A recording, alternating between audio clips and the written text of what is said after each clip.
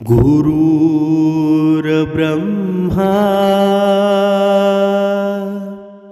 गुरुर्विष्णू गुरुर्देव महेश्वरा सद्गुरु साक्षात परब्रह्मा तस्मै श्री सद्गुरुवे नमः। जय जय रघुवीर समर्थ श्रीराम समर्थ। ओम श्री गुरु दत्तात्रेय श्रीपाद श्री वल्लभाय नमः। सद्गुरु चरणांना नतमस्तक होऊन आपण या निरूपणास सुरुवात करूया। मायबाप सज्जनांचं स्वागत आहे। समर्थ सांगत आहेत की माणसाचं जीवन जर सुंदर करायचं असेल, सुंदर बनवायचं असेल, सुखमय बनवायचं असेल तर कोणत्या गोष्टी माणसाने बघा त्यावर लक्ष ठेवायला हवं। माणसामध्ये बघा माणसाने त्या गोष्टींचं निराकरण करायला हवं। त्या कोणत्या गोष्टी आहेत बरं? बघा समर्थ सांगत आहेत माणूस एवढा हुशार आहे की बघा त्याच्यावर जेव्हा संकट निर्माण होतं, जेव्हा दुःख निर्माण होतं तेव्हा तो परमेश्वराचा धावा करतो। बघा पूजा विधीमध्ये आपलं मन रमवतो की जेणेकरून त्याला धन मिळावं, पैसा मिळावा, समृद्धी मिळावी। पण समर्थ इथे सांगत आहेत की जर तुला पूजा करायची असेल ना तर पूजा करण्याच्या अगोदर तू देवावर विश्वास ठेवायला शिक। बघा पहिली गोष्ट, पूजा करायच्या आधी विश्वास ठेवायला शिकायला हवं, तरच त्या पूजेला महत्त्व आहे। बघा तुमचा परमेश्वरावर विश्वासच नसेल तर ती पूजा करून काही फायदा आहे का? त्या पूजेचं तुम्हाला काही फायदा होणार आहे का? म्हणून अगोदर परमेश्वरावर विश्वास ठेवा। या पूर्ण ब्रह्मांडामध्ये जगी स्थळी पाषाणी माझा परमेश्वर भरलेला आहे। जिथे सुईचं टोक सुद्धा पोचू शकत नाही तिथे सुद्धा माझा परमेश्वर आहे, असा विश्वास आपला आहे का? बघा दुसरी गोष्ट, बोलायच्या अगोदर ऐकायला शिका। म्हणजेच काय? म्हणजेच बघा आजच्या या कलियुगामध्ये माणसाची ही वैखरी आहे ना, माणूस असे शब्द बोलून जातो ना की ते एवढे मनाला लागतात। एक वेळ या शरीराला जखम झालेली परवडते, पण या माणसाचे शब्द असतात ना, जे बोलतो ते समोरच्याचं काळीज बघा एकदम धक्कादायक चिरवून टाकतो। म्हणून माणसाने कोणताही शब्द बोलण्या अगोदर दुसऱ्याच्या मनाचा विचार करायला हवा। दुसऱ्याला हे शब्द बघा दुःख निर्माण करतील हे अगोदर माणसाने पाहायला हवं। म्हणून बघा तिसरी गोष्ट आहे, खर्च करायच्या अगोदर कमवायला शिका। म्हणजेच काय? बघा आत्ताची नवीन मुलं, आई बापाचा पैसा असेल तर बघा लाईफमध्ये पूर्ण गाडी घेतात, फोन घेतात। बघा 50-50 हजाराचा त्यांच्याकडे फोन असतो, 1 लाख रुपयाची त्यांच्याकडे गाडी असते। पण आपल्या आईबापाने सुद्धा विचार करायला हवा की आपल्या मुलाला हे आपण देत आहोत, पण याचे दुष्परिणाम आपल्यालाच भोगावे लागणार आहेत। म्हणजेच काय? म्हणजेच आपल्या मुलाला आपण काय द्यावं, किती पैसे खर्च करावेत, त्याच्या ज्ञानासाठी पैसे करण्याच्या अगोदर जिथे पैसे खर्च करायला पाहिजेत तिथे मात्र आई वडील पैसा खर्च करत नाही। बघा विचार करा, मुलगा 10वी मध्ये बसला आहे तर त्याला मोबाईलची काही गरज आहे का? 50-50 1-1 लाख रुपयाचे मोबाईल आता निघालेले आहेत. पण एक वेळ आईबाप असतो, मुलाला अभ्यास कर म्हणून कधी सांगत नाही, पण मुलगा 24 तास मोबाईलमध्ये असतो. किती अधोगती निर्माण झालेली आहे. आणि हे जर या प्रत्येक आईवडिलांना ह्या गोष्टी समजल्या की आपल्या मुलांना आपण काय द्यायला हवं, गाडी द्यायला हवी, मोबाईल फोन द्यायला हवं की पुस्तकं द्यायला हवी, तोपर्यंत बघा ही मुलं व्यसनाधीन का होतात बरं? बघा वेगवेगळ्या गोष्टींच्या व्यसनाधीन होऊन पूर्ण आयुष्य बर्बाद करतात. आणि मग त्यांचं आयुष्य बर्बाद झाल्यानंतर बघा आईवडिलांना जाग येते की मी हे करायला नव्हतं पाहिजेत, मीच माझ्या पायावर कुऱ्हाड मारून घेतली, म्हणून आतासुद्धा वेळ गेलेली नाही. जिथे खर्च करायची गरज नाही ना तिथे अजिबात खर्च करू नका आणि आपल्या मुलांना सांभाळा. कारण आजचा काळ आहे ना हा कलियुग आहे. कधी वाऱ्यामध्ये उडून जाल. तुमची मुळं आहेत तुमच्या ताब्यामध्ये ठेवा. बघा पुढे समर्थांनी सांगितलं आहे, काही लिहायच्या अगोदर विचार करायला शिका. बघा 4थी गोष्ट आहे, काही लिहायच्या अगोदर विचार करायला शिका. कारण बघा माणसाचं मन आहे ना, बघा या कलियुगामध्ये नुसतं विचारात असतं. प्रत्येक गोष्टीचा विचार त्याला सोडत नाही.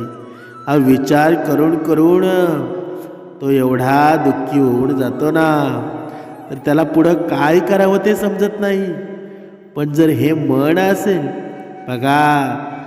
बघा माणसाच्या जीवनामध्ये दुःख असेल, संकट निर्माण होत असतील, तर त्यांनी बघा एक वहीचा पेज घ्यावा, एक पान घ्यावा आणि त्याच्यावर जय श्रीराम जय श्रीराम असे बघा श्रीरामाचे पूर्ण पेज भरून लिहावे. जेवढं शक्य होईल तेवढं लिहावं. बघा तुमच्या जीवनामध्ये कसा फरक पडतोय की नाही, तुमच्या जीवनामध्ये असलेली दुःख असतील कशी जातात किंवा नाही, एक वेळ उपाय हा करून बघा. समर्थ 5वी गोष्ट सांगत आहेत की हार मानण्याआधी प्रयत्न करायला शिका. मनुष्याच्या जीवनामध्ये दुःखाचं कारण काय आहे? बघा मनुष्य समोरची गोष्ट पाहतो आणि मग असा घाबरून जातो ना की तो ती गोष्ट करण्या अगोदरच बघा अर्ध मन तोडून टाकतो की मला ते शक्यच नाही. ती ही गोष्ट आहे ना ती मला बघा ती माझ्या हातून होणारच नाही. पण समर्थ सांगत आहे की तू हारलास तरी चालेल, पण प्रयत्न करणं सोडू नको. कारण प्रयत्नानं मी सुद्धा मिळतो, प्रयत्नानं परमेश्वर सुद्धा मिळतोच ना. म्हणून समर्थ सांगत आहेत की जर तुझ्या जीवनामध्ये तुझ्या मनामध्ये हिंमत नसेल तर तुला सुख प्राप्त होणार नाही, तुझ्या जीवनामध्ये धन येणार नाही. जर तुला श्रीमंत बनायचं आहे ना तर मेहनत कर.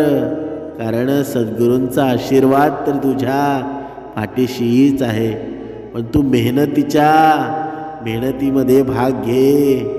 पुढे समर्थ सांगत आहे, मरायच्या अगोदर जगायला शिक माणसा. कारण जेव्हा तुझा मृत्यू येतो ना तेव्हा तुला जगायचं असतं, पण जेव्हा तुझे चांगले दिवस असतात तेव्हा तुला जगायचं. बघा तू कसं जगायचं हे विसरून जातोस. म्हणून तुझ्या आता शरीरामध्ये प्राण आहे, शक्ती आहे. जर तुला जगायचंच आहे ना तर भक्ती मार्गामध्ये जग. बघा परमेश्वराचं नाम घे, ते तुला आयुष्यभर पुरणार आहे. तुला या कलियुगामध्ये जगायचंच आहे ना. एक वेळ भक्ती केली नाही तरी चालेल, पण मनुष्य कसं बनायचं हे जरी तू केलंस ना तरी तुझ्या जीवनाचं सार्थक होऊन जाईल. म्हणून जर मनुष्याला सुख हवं असेल, बघा धनवान बनायचं असेल, तर या 6 गोष्टींचं पालन करायला हवं. म्हणून समर्थ सांगत आहेत की या 6 गोष्टींचं पालन करून सुद्धा जर तुमच्या घरामध्ये अशा 3 व्यक्ती असतील, 3 लोक असतील, तर त्यांच्यापासून सावध राहायला हवं. समर्थ सांगत आहेत की ही 3 लोक कोणती आहेत बरं? की ती आपल्या घरामध्ये दुःख निर्माण करतात, दुःखाशिवाय बाकी काही करत नाही, ज्यांच्यामुळं घराचा सत्यानाश होऊन जातो. बघा, प्रत्येकाला वाटत असतं की त्याच्या घर धन धान्यानं समृद्ध असावं, कोणत्याही प्रकारचं दुःख त्याच्या घरावर असू नये, त्याच्या आयुष्यामध्ये कधीच कोणतं दुःख येऊ नये. परंतु नियती त्याच्या विरुद्ध सर्व करत असते. चांगले समृद्ध घर, बघा चांगले समृद्ध घर सुद्धा भिकेला लागतात. अचानक गरिबीचं मोठं संकट येऊन त्याच्या घरावर पडतं. मग असं का घडतं बरं? आपल्या आयुष्यामध्ये ज्या काही घटना घडत असतात, त्या सर्व घटनांना जिम्मेदार आपण स्वतःच असतो ना. बघा, आपणच आपल्या आयुष्यामध्ये कधी ना कधी केलेल्या छोट्या मोठ्या चुकांमुळे आपल्याला हे सर्व दुःख भोगावं लागत असतं. आणि हे सर्व आपल्या एखाद्या माणसामुळं घडत असतं. तो पितासुद्धा असू शकतो, पुत्रसुद्धा असू शकतो आणि एखादी स्त्रीसुद्धा असू शकते. एका व्यक्तीची चूक पूर्ण परिवाराला भोगावी लागू शकते. हे सर्वांनी लक्षात घ्यायला हवं. बघा, हे 3 माणसं कोण असतात? ही 3 लोक कोण असतात? बघा, आपण एका उदाहरणाद्वारे स्पष्ट करूया. एका गावामध्ये बघा एक राजाराम नावाचा व्यक्ती राहत होता.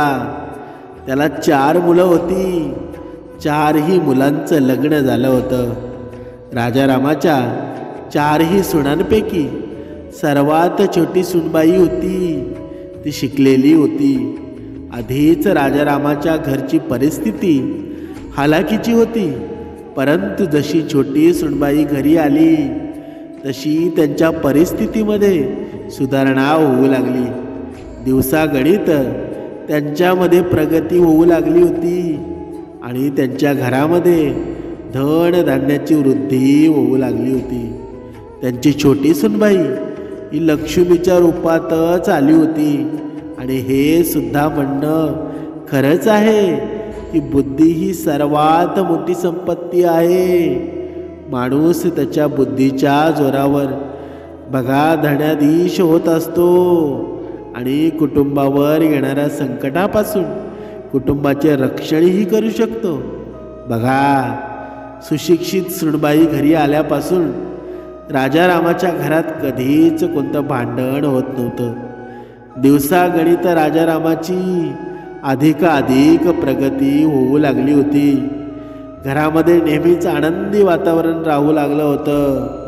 परंतु बघा, आजूबाजूचे लोक राजारामाची वाढती प्रगती पाहून त्याच्यावर जळू लागले होते आणि आपापसामध्ये बोलत ते लोक म्हणायचे की आतापर्यंत राजाराम खूपच गरीब होता, परंतु अचानक त्याची खूप जास्त प्रगती होऊ लागली आहे. राजारामाच्या प्रगतीचं नेमकं गुपित तरी काय आहे? बघा, याला कुठे गुप्तधन तर सापडलं नसेल ना. बघा, या जगातील लोकांचा एक प्रॉब्लेमच आहे की ते एखाद्या माणसाला चांगला खाता पिता असलेला पाहून बघा ते कधीच असं पाहू शकत नाहीत. ते स्वतःच्या विकासासाठी एवढ्या डोक्याचा वापर करत नाहीत जेवढा वापर ते एखाद्याची अधोगती करण्यासाठी करत असतात. बघा, लोकांना असे एखाद्याला खाता पिता असलेलं का पाहता येत नाही, माहीत नाही. ते स्वतःच्या दुःखाने एवढे दुःखी होत नाहीत जेवढे ते इतरांच्या सुखाने दुःखी होतात. बघा, आजकालच्या या माणसांची मनस्थिती ही जणू एखाद्या खेकड्यासारखी झाली आहे, जे फक्त त्याच्या आजूबाजूचे पाय खेचण्याचा विचार करत असतात. एकदा एका मच्छीमाराने खूप सारे खेकडे पकडून त्याच्या पेटीत ठेवले. बघा, तो खेकडे पकडण्यामध्ये आता खूपच माहीर झाला होता आणि त्याने खूप सारे खेकडे पकडून पेटीत ठेवले होते. त्या पेटीत असणारा कुठलाही खेकडा त्या पेटीतून बाहेर जाण्याचा प्रयत्न करायचा, तेव्हा पेटीच्या आतमध्ये असणारे दुसरे खेकडे त्याचा पाय खेचायचे. सर्वजण एकमेकांचे फक्त पाय खेचण्याच्या मागे होते. त्यामुळं कोणीही त्या पेटीतून बाहेर निघू शकला नाही आणि अशा प्रकारे सर्व खेकड्यांना त्यांच्या जीवाला मुकावा लागलं. बघा, आणि हीच गोष्ट बघा राजारामाच्या बाबतीत सुद्धा झाली. राजारामाच्या शेजाऱ्यांना त्यांचं ऐश्वर्य पाहवलं नाही.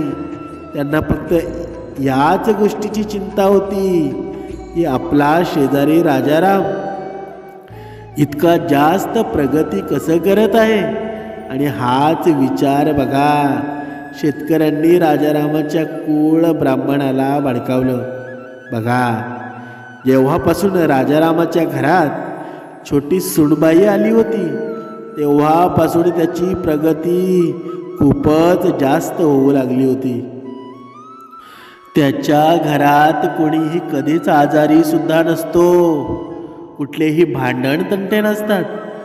जर त्याच्या घरामध्ये कुठलं भांडण झालं असतं, आजारपण आलं असतं, तर त्यांनी तुम्हाला घराची शांती करण्यासाठी नक्कीच बोलावलं असतं आणि यामुळं तुम्हाला सुद्धा आर्थिक हातभार झाला असता. परंतु त्यांच्या घरात असं कोणतंही संकट नाही, त्यामुळे तो तुम्हाला घराची शांती करण्यासाठी बोलावत नाही.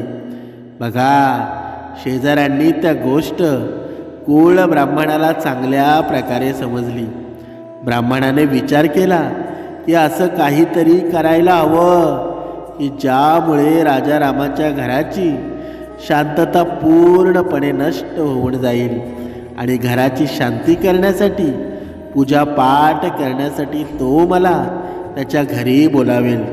बघा, असा विचार करून तो कुळ ब्राह्मण एका ज्योतिषाकडे पोचला आणि त्याला म्हणाला की तुम्ही असं कोणता तरी उपाय सांगा की ज्यामुळे राजारामाच्या घरात अशांतता पसरेल.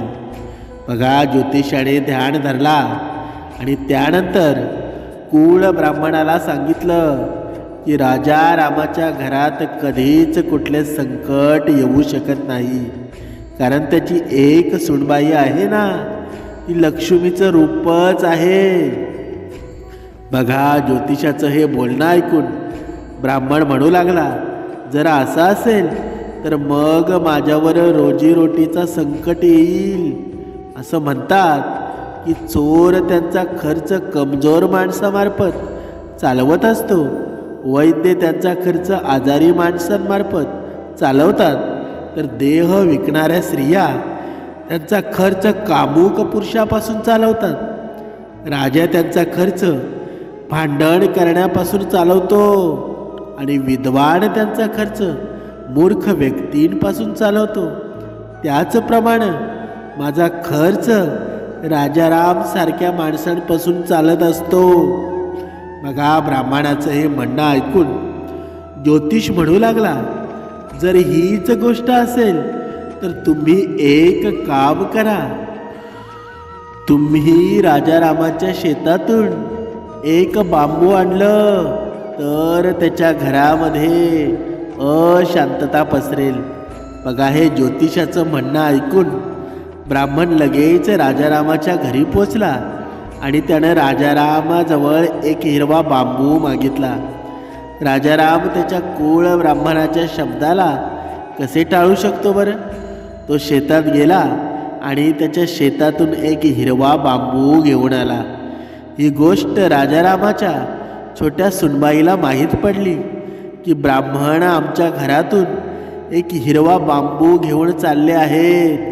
तर तिने त्या बांबूला असणारी काही हिरवी पानं काढून त्याच्या घरात असणाऱ्या गायीला खायला घातली. बघा, ब्राह्मण तो बांबू घेऊन निघून गेला आणि ज्योतिषाकडे दिले. परंतु तरीसुद्धा राजारामाच्या घरात अशांतता पसरली नाही. हळूहळू या गोष्टीला 1 महिना उलटून गेला. ब्राह्मण वाट पाहत होता की कधी राजारामाच्या घरात अशांतता पसरते आणि तो कधी मला त्याच्या घरात शांती करण्यासाठी, पूजा करण्यासाठी बोलावतो.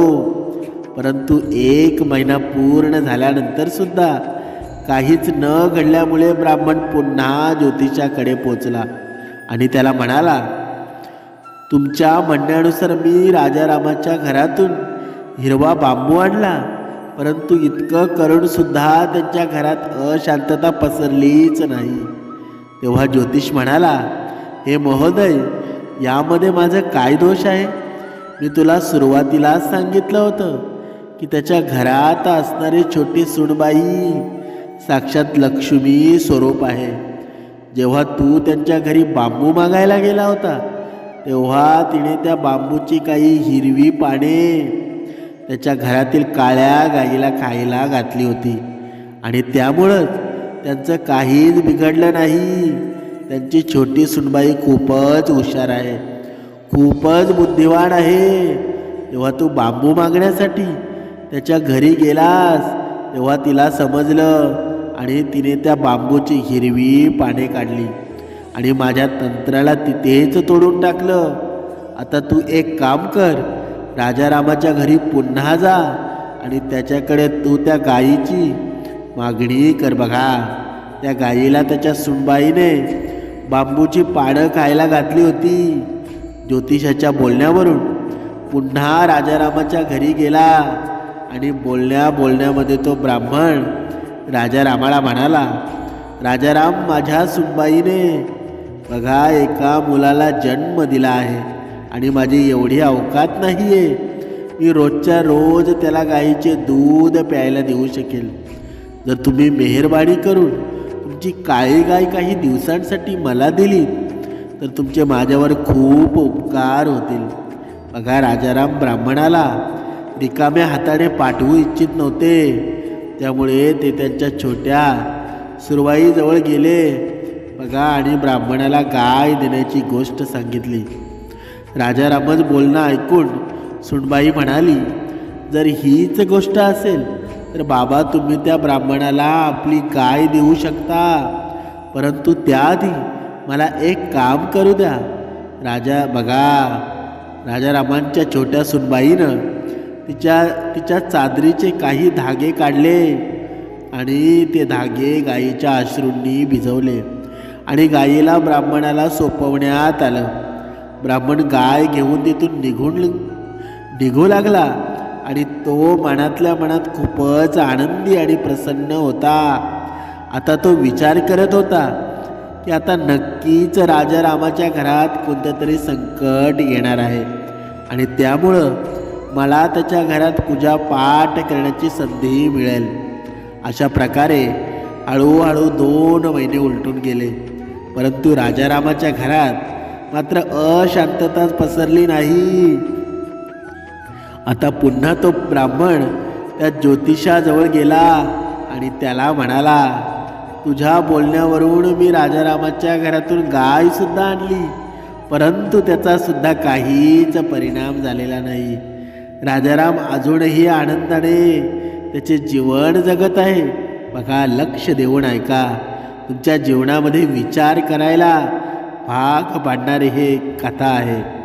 बघा, 2 महिने उलटून गेले आणि तरीसुद्धा त्याच्या घरात कोणताही आजार किंवा घरात भांडणतंटे झालेच नाहीत.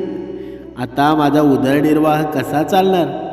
बघा, ज्योतिषाने पुन्हा ध्यान धरला आणि तेव्हा त्याला समजलं की गायीला देण्यापूर्वी राजारामाच्या छोट्या सुनबाईनं चादरीचा काही भाग गायीच्या अश्रूंनी भिजवला होता आणि त्यामुळंच त्याच्या घरावर कोणतंही प्रकारचं संकट आलं नाही. त्यानंतर ज्योतिषाने ब्राह्मणाला सांगितलं, तू ती चादर काहीतरी बहाणा बनवून त्यांच्याकडून घेऊन ये, तरच काहीतरी होऊ शकेल. बघा, ज्योतिषाचं बोलणं ऐकून ब्राह्मण पुन्हा राजारामाच्या घरी गेला आणि राजारामाला सांगितलं की तुम्ही मला तुमच्या छोट्या सुनबाईची चादर द्यावी. माझी मुलगी कीर्तन ऐकण्यासाठी दुसऱ्या गावात जात आहे. माझ्याकडे इतके पैसे नाहीत की मी तिला एखादी नवीन चादर विकत घेऊ शकेल. राजाराम म्हणू लागला, हे महात्मा, यामध्ये अशी कोणती मोठी गोष्ट आहे? मी आताच तुम्हाला माझ्या छोट्या सुनबाईकडून चादर मागून घेऊन येतो. इतकं बोलून राजाराम त्याच्या सुनबाईकडे चादर मागण्यासाठी निघून गेला. सुनबाई हुशार होती. तिने चादर देण्यापूर्वी ते धागे जे तिने गाईच्या अश्रूंनी भिजवले होते ना, ते खाल्ले आणि चादर घेऊन त्या ब्राह्मणाला दिली. बघा, ब्राह्मण चादर घेऊन घरी परतला आणि राजारामाच्या घरावर संकट येण्याची वाट पाहू लागला. बघता बघता 2 महिने उलटून गेले, परंतु तरीही राजारामाच्या घरावर असं कोणतंच संकट आलं नाही. ब्राह्मण पुन्हा त्या ज्योतिषाकडे गेला आणि म्हणाला, हे महाराज, मी राजारामाच्या छोट्या सुनबाईची चादरसुद्धा घेऊन आलो, तरी सुद्धा काहीच झालं नाही. त्याच्या घरावर कोणतंही संकट आलं नाही, कोणतंही भांडण झालं नाही. बघा, तेव्हा ज्योतिषानं पुन्हा ध्यान धरला आणि त्यानंतर ब्राह्मणाला सांगितलं की हे ब्राह्मण, राजारामाची छोटी सुनबाई खूपच हुशार आहे, खूपच बुद्धिवान आहे. तुम्ही जेव्हा तिच्याकडे चादर मागितली तेव्हा तिने जे धागे गाईच्या अश्रूंनी भिजवले होते ते धागे खाऊन टाकले आणि त्यामुळं त्याच्या घरावर कोणत्याही प्रकारचे संकट ओढावले नाही. आता राजारामाला संकटात टाकण्याचा फक्त एकच मार्ग आहे आणि तो म्हणजे त्याच्या छोट्या सुनबाईला कसंही करून घरातून बाहेर काढणं. जर तू असं काही करू शकलास तर काहीतरी होऊ शकतं. बघा, अन्यथा काहीच होऊ शकत नाही. आणि आणखी एक शेवटची गोष्ट, या विषयात माझ्यासोबत चर्चा करण्यासाठी आता तू येऊ नकोस, कारण यानंतर मी तुला या बाबतीत कोणताही उपाय देऊ शकत नाही. बघा, ज्योतिषाचं हे बोलणं ऐकून ब्राह्मण घरी गेला आणि विचार करू लागला की राजारामाच्या सूनबाईला घराबाहेर कसं काढावं. राजारामाच्या घरातील सर्व लोकांचं तिच्यावर खूप प्रेम आहे. ते लोक विनाकारण त्यांच्या छोट्या सुनबाईला घराबाहेर कधीच काढणार नाहीत. तेव्हा ब्राह्मणाच्या डोक्यात एक युक्ती आली आणि ताबडतोब राजारामाच्या घरी गेला आणि राजारामाला म्हणाला, हे बघ राजाराम, विश्वास ठेवणं किंवा न ठेवणं हे तुझ्या हातात आहे, पण मी जे काही सांगतोय ते लक्षपूर्वक ऐक. काल मला एक स्वप्न पडलं. माझ्या स्वप्नात एक देवदूत आला होता आणि तो मला म्हणू लागला की तू तर राजारामाच्या घराचा कुळ ब्राह्मण आहेस. त्याच्या घरातील सुख दुःख कायम कसे राहील या सर्व गोष्टींची काळजी तूच घ्यायची आहेस. मग तू माझी एक गोष्ट लक्षपूर्वक ऐक. देवदूत म्हणाला, राजारामाच्या घरातील छोट्या सुनबाईला जर घराबाहेर काढलं नाही तर त्यांच्या घरावर मोठं आर्थिक संकट येईल. तू ही गोष्ट जाऊन राजारामाला सांग. त्याची ही छोटी सुनबाई खूपच मोठी अभागीण आहे. तिला घरातून बाहेर काढणं योग्य आहे. बघा, ब्राह्मणाचे हे म्हणणे ऐकून राजाराम खूपच चिंता सतावू लागली. त्याने त्याच्या सर्व मुलांना एकत्रित केलं आणि त्याने त्याच्या छोट्या मुलाला सांगितलं की तुझ्या बायकोमुळे आपण एके दिवशी खूप मोठ्या अडचणीत सापडणार आहोत आणि त्यामुळं तू तुझ्या बायकोला घराबाहेर काढून टाक. बघा राजाराम आणि मुलांचं बोलणं छोटी सुनबाई ऐकत होती. छोटी सुनबाई राजारामाला म्हणाली, बाबा जर माझ्यामुळे घरावर संकट येणार असेल तर मी स्वतः हे घर सोडून निघून जाईल. बघा एवढे बोलून सुनबाई घरातून जाऊ लागली. आपली बायको घर सोडून जाऊ लागली आहे हे जेव्हा तिच्या नवऱ्यानं पाहिलं तेव्हा तो सुद्धा तिच्यासोबत जाऊ लागला. आता लक्ष्मी सुनबाई घरातून गेल्यामुळं राजारामाच्या घरात खूपच अशांतता पसरू लागली. कधी आपापसात भांडणं व्हायची, कधी आजारपणं यायची, कधी कुठलं मोठं नुकसान व्हायचं, तर कधी आणखी काही घडायचं. आणि असं करून काही दिवस राजाराम पूर्णपणे कंगाल झाला, भिकेला लागला. ब्राह्मण उलट सुलट उपाय सांगून राजारामाला फक्त लुबाडण्याचं काम करत होता. राजाराम व्यवसाय, शेती सगळं ठप्प झालं होतं. छोटी सुनबाई घरातून गेल्यापासून त्याच्या बाकीच्या सुनबाई घर गृहस्थी व्यवस्थित सांभाळू शकल्या नाहीत. बघा राजारामाची ही हालत बिघड चालू झाली होती. दुसरीकडे छोटी सुनबाई जिथे राहत होती तिथे तिने हळूहळू छोटा मोठा व्यवसाय करून ती सुद्धा धनवान बनू लागली होती. काही दिवसातच राजारामला त्याच्या चुकीची जाणीव झाली. त्याच्या मनात विचार आला की ब्राह्मणाचं ऐकून माझ्या घराची शांती पूर्णपणे बिघडून टाकली आहे. लक्ष्मी स्वरूप सुनेला मी घरातून बाहेर काढलं आणि मी आता स्वतः भिकेला लागलो आहे. आता राजारामाला त्याच्या चुकीची जाणीव झाली. त्यामुळे तो त्याच्या मुलाला आणि सुनबाईला परत आणण्यासाठी त्याच्या घराकडे निघाला. त्याच्या घरी जाऊन राजारामाने त्याच्या कृत्याबद्दल सुनबाईची माफी मागितली. सुनबाईने राजारामाला सांगितलं की बाबा जेव्हा माणूस धन धान्याने भरत असतो तेव्हा त्याच्यावर जळणारे, त्याचे पाय खेचणारे, त्याला नुकसान पोचवणारे खूप लोक तयार होतात. उलटसुलट सल्ले देणारे बघा खूप जास्त लोक तयार होतात. न मागता सुद्धा अशी लोक सल्ला देऊन जातात. जर मनुष्य अशा न मागता दिलेल्या सल्ल्यांमध्ये अडकला तर त्याचा विनाश हा नक्कीच होणार असतो. आता इथे समजूतदारपणा हाच आहे की त्याने ऐकावे तर सर्वांचे, पण करावे तेच ज्याला वाटेल, योग्य वाटेल. म्हणजेच ऐकावे जनाचे पण करावे मनाचे. बघा दुसरी गोष्ट, माणसाला कोणतेही काम करत असताना सतर्क आणि सावधान असायला हवं. कारण माणसाच्या स्वतःच्या चुकांमुळे तो आयुष्यात दुःख भोगत असतो. जर तो स्वतःच्या धनाचं रक्षण करत नसेल तर धूर्त लोक, चोर, लुटेरे त्यांची संधी साधून जातात. यामध्ये तुम्ही चोराला दोषी ठरवू शकत नाही. बघा आपण आपल्या कर्मावर विश्वास ठेवायला हवा. जर आपण आपल्या कर्मावर, आपल्या योग्यतेवर विश्वास असेल तर त्याचं फळ आपल्याला नक्कीच मिळेल. बघा एखादे संकट येण्या अगोदर त्याच्यावर तोडगा आपल्याकडे तयार असायला हवा. कारण प्रत्येक काम दुसऱ्याचं ऐकून करू नये. समर्थ सांगत आहे की जे लोक सावधगिरीने पूर्ण विचार करून काम करतात अशी लोक एखाद्या संकटाला कसं हरवायचं त्याच्यावर उपाय त्यांना त्वरित सुचतो. अशा लोकांना तर पश्चाताप कधीच करावा लागत नाही. बघा आता तुम्हाला बघा या 3 लोकांबद्दल सांगत आहेत की ज्यांची घरामध्ये सर्वात जास्त चालत असते आणि त्यांच्यामुळंच घराचा सत्यानाश होत असतो.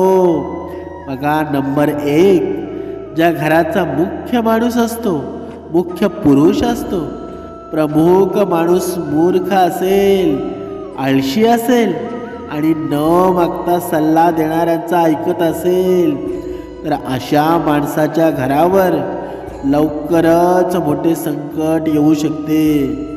बघा, नंबर 2, हट्टी आणि अति लाडका मुलगा. ज्या घरामध्ये खूप जास्त हट्टी आणि खूप लाडका मुलगा असतो आणि कोणीही त्या मुलाला काहीच बोलत नसेल, तर तो मुलगा त्याचा हट्ट पूर्ण केल्याशिवाय श्वास घेत नसेल, तर अशा प्रकारचा माणूस हा एका दगडाच्या होडीप्रमाणे असतो, ज्याला डुबायचे तर असतंच, पण तो सर्व कुटुंबाला घेऊन डुबतो. बघा, तिसरी गोष्ट, हट्टी आणि बघा दृष्ट स्त्री, जिचं मन खूप जास्त चंचल असतं. अशा स्त्रिया घराच्या प्रगतीसाठी चांगल्या नसतात. जर अशा स्त्रियांचं घरामध्ये ऐकलं जात असेल, तर अशा स्त्रिया घरामध्ये खूप जास्त महत्त्व दिले असेल, तर असे घरसुद्धा बर्बाद झाल्याशिवाय राहत नाही. म्हणून समर्थांनी सांगितलेलं आहे की ही 3 माणसं ज्या घरामध्ये बघा आपलं मत चालवण्यासाठी हट्टीपणा करत असतात ना, त्या घराचा सत्यानाशच होऊन जातो, दुःखच निर्माण होऊन जातो. म्हणून समर्थांनी सांगितलेलं आहे की आपलं सर्व कुटुंब, आपलं सर्व बघा, आपली सर्व माणसं जर एका भक्तीमध्ये असली, एका श्रवणामध्ये असली, तर आपल्या घराचं, आपला संसार सुखच होऊन जाईल, आनंदीच होऊन जाईल, त्याला कुणाचीही नजर लागणार नाही. जय जय रघुवीर समर्थ.